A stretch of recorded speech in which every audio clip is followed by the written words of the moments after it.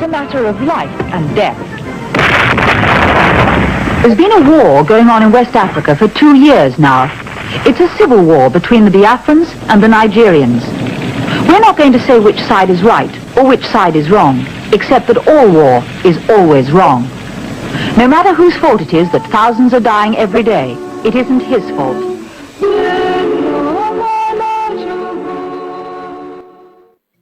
A hero is someone who has given his or her life for something greater than oneself. As Biafrans celebrate 30th May this year, we pay tribute to those who have given their lives. We salute you soldiers, men, women and children who gave their lives for our freedom. Sambola mama takumanem. Sambola mama takumanem. This message is from BVI Channel 1.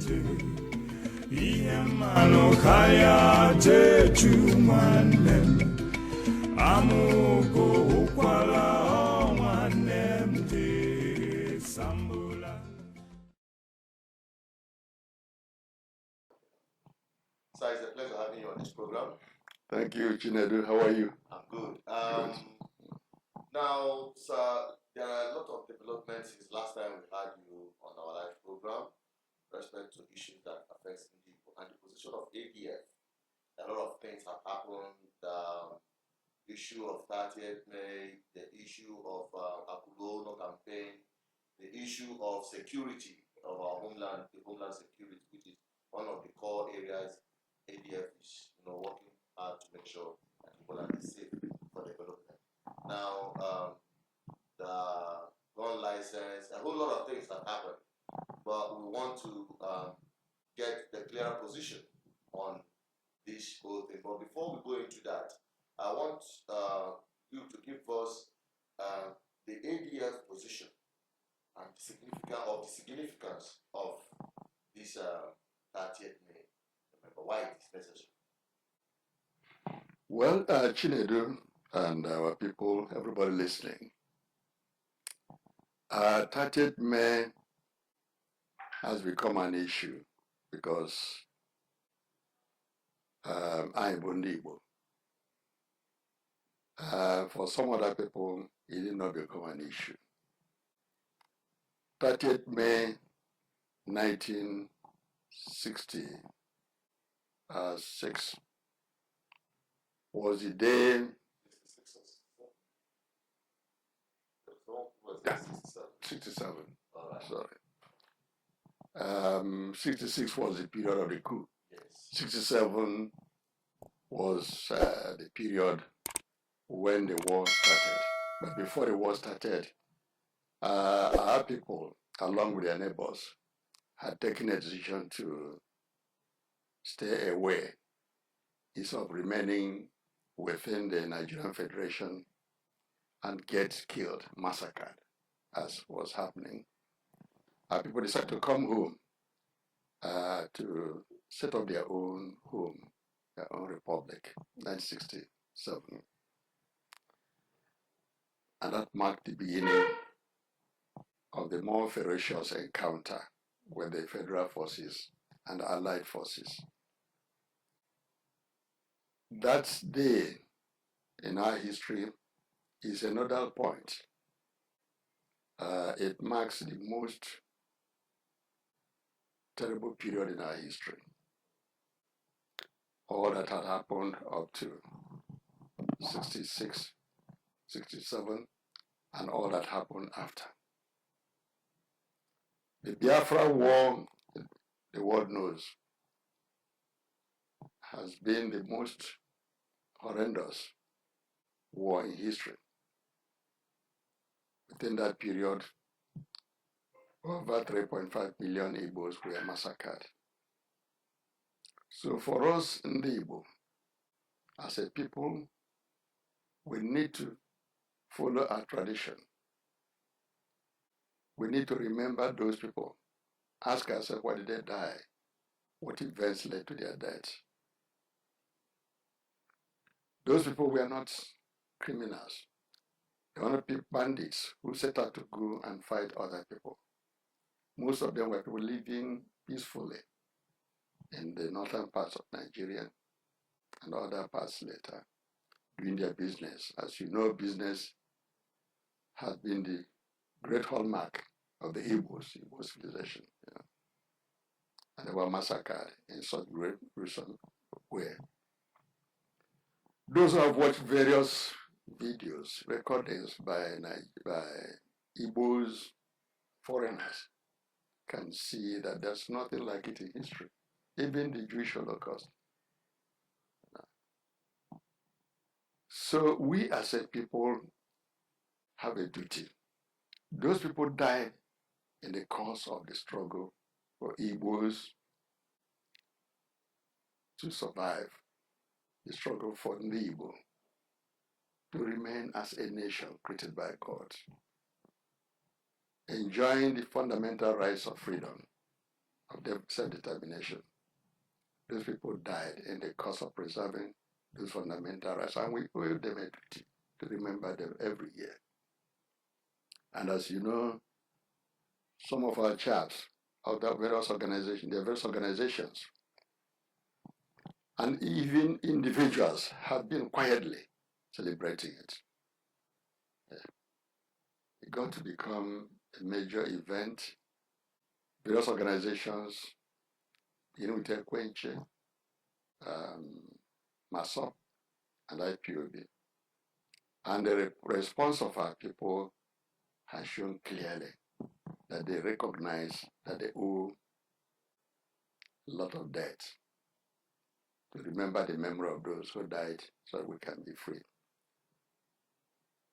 So that period, May 30th, is not a MASOP day, it's not an Ekwenche day, it's not even a Hanese day, it's not even a POB day, Igbo day, A.D.F day. It is a day in the life of Igbo in general. So time has come when all of us should come together to celebrate them. It's a very one, it is a dedicated nodal point in our history. Two, the massacre was so horrendous. And they died for the sake of our freedom. So we owe them a duty. That's why A.D.F, since 3 years ago, have come to the conclusion that we and all our people all over the whole world should every year remember those people, do something in memory of their lives and times and their struggles for our sake. Okay, sometime on our activities on social media, this issue came up between June 12th and 30th May. Which one is more important to remember?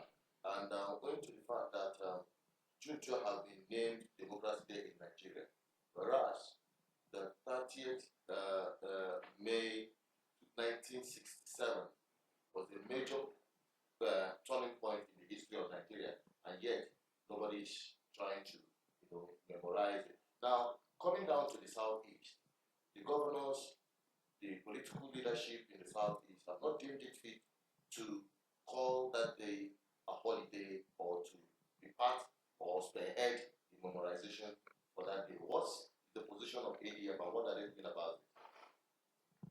Well, what you're referring to is the psychology of people who lost the war, the way we did. Everybody is afraid. We've lost the war, but the worst thing is that since that war, we have been living and being treated as slaves. We've lost fundamental freedoms. We don't even control ourselves or our society. The governors are governors in technical terms, they owe their election to forces outside. They owe the ability to remain in power to forces outside. They owe even getting the grants, official grant needed to run their states to all forces outside, namely the federal government and those that control the federal government. And these people have never let go since the end of the war. They've never let go. The Igbos have been under great repression, under great persecution, Our governors are harassed, and that has made it what is happening today, that to survive, they have to pander after the forces that control their office, the election, their effectiveness as governors. So that is a problem. As for June 12th, the Yorubas, they didn't undergo the experience we underwent. Yorubas are people with very high level consciousness, media support, media power. And they were really a part of the conquerors, if you remember. So they don't have the kind of psychology we have, But I believe as time goes on, and as we work together with the governors, try to reassure them that they are governors of their people, not governors of any foreign powers. The more we get close, and they know that together with their people, they will summon up courage, June 12th was a date many of us, even scholars and so on, we took part in the struggle to actualize Abiola's mandate. We took part in fighting because that action was a reflection of the kind of dictatorship that Nigeria has been undergoing, dictatorship of a particular ethnic group in the country. So the Yorubas don't have the kind of psychology we have. They're not even under the kind of siege we have. So that is the situation. But I believe as we go on, carry our governors, but more particularly the governors are the people themselves are carrying out this historical duty. Well, there's no way they can stay aloof. They will eventually join. Okay. We have to find a way to win them. Okay, now, going to how best to go about this 30th year celebration. So many groups have come up with different programs, so many Biafra groups, so many Igbo organizations have come up with their own different kind of way to memorize that day. What best do you think, or how best do you think this 30th May should be celebrated or memorized? I believe there are several ways of remembering our dead.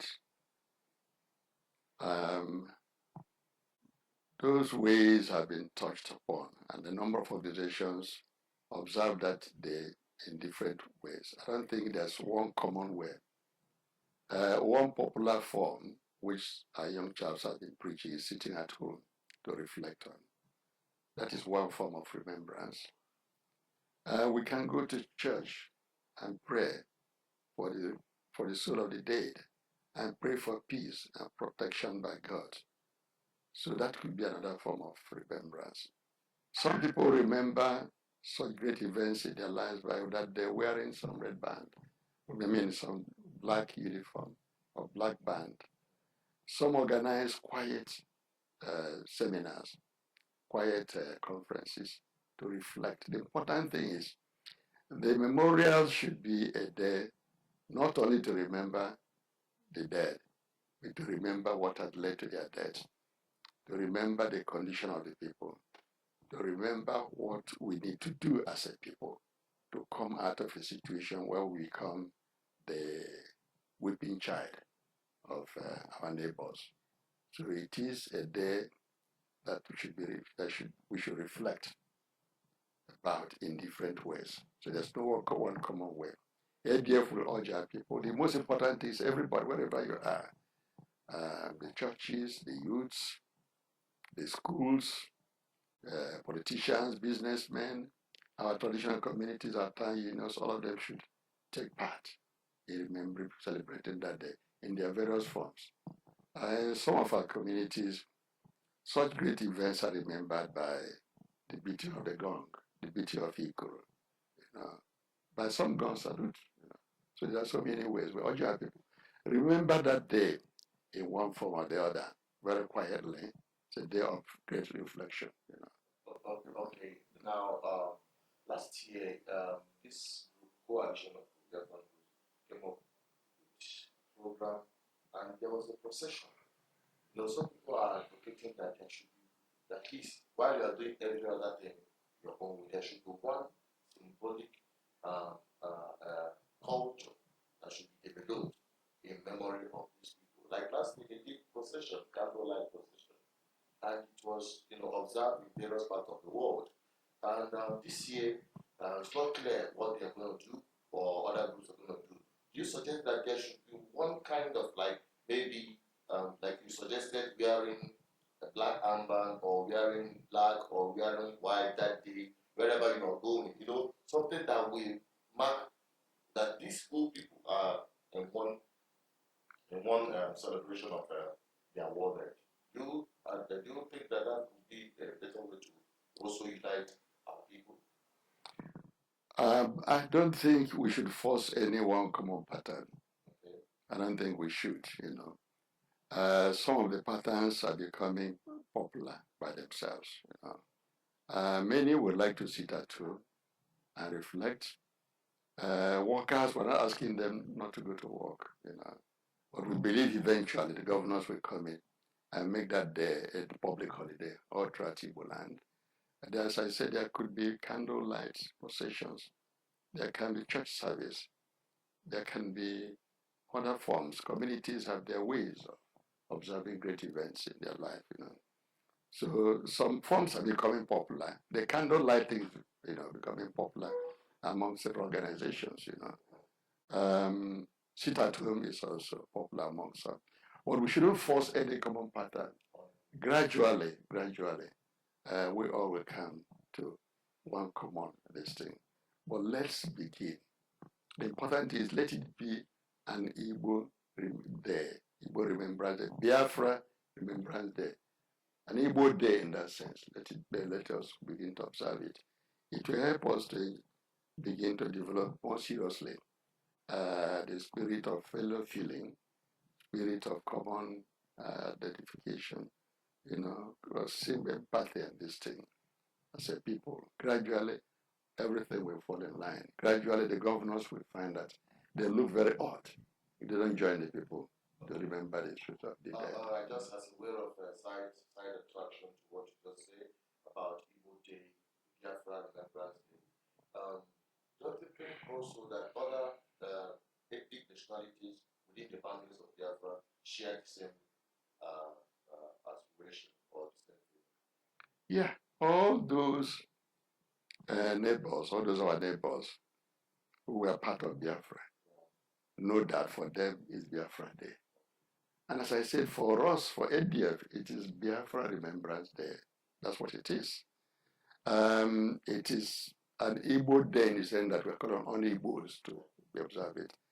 The ethics, the leadership and their people get convinced that they should be part of it. It will be an ethic day, but Biafra Remembrance Day. The Ejos will be an Ejo day. They will perform that kind of remembrance thing, but it will be a Biafra day. What we want to remember is that historical era, we call a Biafra, that historical moment when there was a Biafra movement, when there was civil war, when there was Holocaust, and so on and so forth. And market was not only Igbo that were killed, even the Igbos were the major targets in that horrendous experience. All right, let's get down to here. This current happenings about the banning of gun license and homeland security and all of that. What do you think ADF can do? We had a couple of meetings with various organizations and plan unions. It's all about the target thing and also about the discussion of other important matters, especially the issue of security and development of ADF. As you know today, the greatest challenge we have is security. The other day, it was the herdsmen rampaging and killing our people. Boko Haram, forcing our people from the north.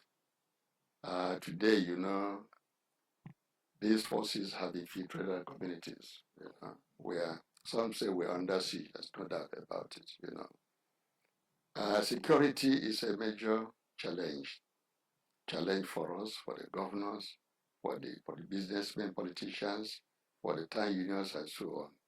And I think we should rise up to it. The killing is increasing.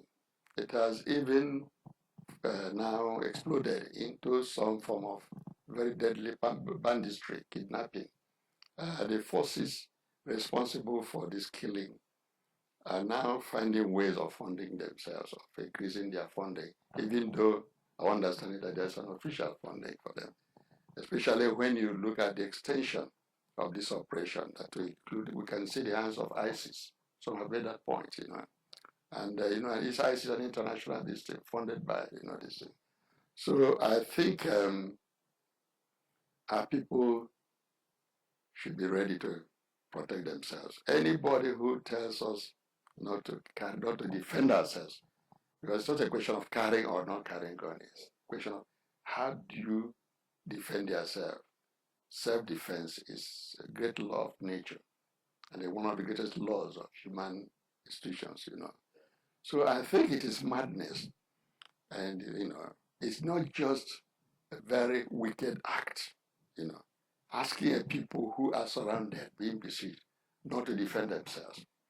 I remember a year or so ago, something like that was touted when I think the IG asked people to surrender their guns. I don't think anybody listened to him.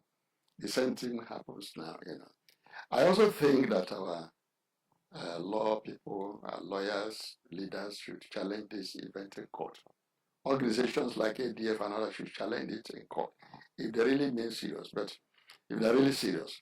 But I think what is more important is that the people must take this as the first act of provocation, the worst act of provocation, and they should resist it by every means possible. I hear a number of leaders have denounced this move. A number of leaders have seen, in fact, well, not just seen, everyone has seen what is going on, that there's an attempt to Islamize the country. Danjuma said it some time ago. Many of our people have been saying it. I think Obasanjo has just said it recently, and others, So the question is not talking about it in the media. The question is, what are we, our communities, what are we doing? What are we going to do to protect ourselves? Now, the question of ban of this kind of banning us from carry arms is provocation. It is just unthinkable. It's unthinkable, and it just makes no sense. And nobody should listen to it. Okay, because we talked about funding, and are you worried about the 100 billion naira offer by the federal government to Mighty Allah, the organization, housing the Nigeria Express Association? Well, I think I like to use the word alleged 100 billion naira, because I hear that some elements in government have denied it, but it's not the first time people are doing things and denying it at the same time, If indeed the government has such plan or is even implementing it, it falls in line that this regime is out to impose dictatorship and fascism on the people. In fact, some say that the effective authority in Nigeria today is the BVI Allah, BVI Allah, but I believe that as the Southerners, the Igbos, Yorubas, our brothers in the South, and the Great West come together and put up fierce resistance. And I hear again that the Talakawas in the North are beginning to wake up to the mission and message of Abino Kano, their savior. Some of them are waking up in the Middle Belt to listen to the voice of Solomon La, their liberator. Those in Middle Belt, in a TV area, are now beginning to remember the Joseph Tucker. Those of them in John are beginning to remember the memory of my friend and our colleague in Soka, Adakaboro, Ken Sarawewa. I think the spirit of these nationalists, I call them nationalists because there were people who saw what is happening, that we live in a society, in a state run by one ethnic group. a state where there's hegemony, they fought in different ways in the interest of their people. We also remember the memory of our great hero, Emeka Odumegwu. Of course, we remember the memory of Zeke. You know, even though Zeke didn't get into the trenches, we know what he went through under the forces of colonialism and the forces of hegemony. You know, so I think the people are coming together. You know, at times people are coming together, and I believe that any attempt to impose a hegemony in the whole country is a tall order. It's bound to collapse. But the point is that the Igbos are gradually waking up, you know. Our people are gradually waking up and overcoming the inbuilt fear of this thing. And I believe that there's a point provocation can get. It becomes real provocation. It provokes people to act, you know, seriously. We're getting to that point, you know. We want our people to live at peace with their neighbors, whether they're Hausas or Fulani or Yorubas and so on. But we are not born to be slaves. You know. You should know our history. The Igbos were not, you know. I think we are reaching to another turning point in our history where we'll be able to overcome in the way Israel, the Jews have overcome. You know, we are getting to that point because we've learned a lot from our experience, from our mistakes, and I'm sure that our people are not going to slip into that situation again. All right. So we're a summary of this interactive section with you. Your message to our people at this time, and we all understand that you're making contacts with the town unions and other bodies to ensure a smooth celebration of 30th May. Can I praise our people with those information and what is expected of them on that day as a way of summarizing our interaction? Well, the celebration is at the heart of our attempts to attain a level of unity, of internal solidarity. It is there. Security is another major challenge facing us because they're all over the place. You see the statistics of various areas they've occupied, not only the Igbo land, the Yoruba land, you know. But above us, we have the challenge of development, challenge of poverty, youth unemployment, all over the whole place. That's why A.D.F has in the last few years been preaching the gospel of Akurulo, you know. We've engaged our people. Later last year, we were in Lagos to meet with our business people, asking them to come home. Become home. There's a lot of land. The other day, I saw a BVI program video on the Oba project, and I was ashamed that for years that kind of edifice investment is lying fallow. We went to Lagos the other time to A.D.F leadership to call our people. There is an attempt to, where land has been acquired, see of where we've secured, to build a base in Night Mile, and there are so many other places, you know. If you cross Omuahia coming to Mbaise, the bridgehead, you see a market coming up there. The weight is flourishing. One lesson our people should learn is that anywhere can be the center of the earth. You know, I remember in our primary school days, one of the radios we used to have played during end of year programs and concerts. Someone will catch up, will come and say to his friends, "Can you tell me the center of the earth?" And the other one will stand up and put his feet down. Here, where I stand, is the center of the earth. Because you can go round and round and round and come back here. Therefore, here is the center of the earth. I remember some 20 years ago, when we were in Abuja, the Abuja Christian Conference. At the time, we were making too much noise. And about Dickies, said to everybody, gentlemen, we are not surprising that we are behaving like bushmen. After all, Abuja is a bush, they said. That time, the area of development in Abuja was around Gariki area, not much. You know, but today, I walked around Abuja and I can see massive development. I can see signs of our oil. I can see signs of the wealth of the, coming from the south and so on. So why wouldn't anybody want to relocate, take over Abuja as the head of international headquarters? I mean, the terrorists that have the power to overthrow people. Why wouldn't they? I believe we can replicate this. Yeah. If we focus on Enugu and environs, focus on Aba, Newi, now you can see the congestion in Newi that has become a mighty economic force.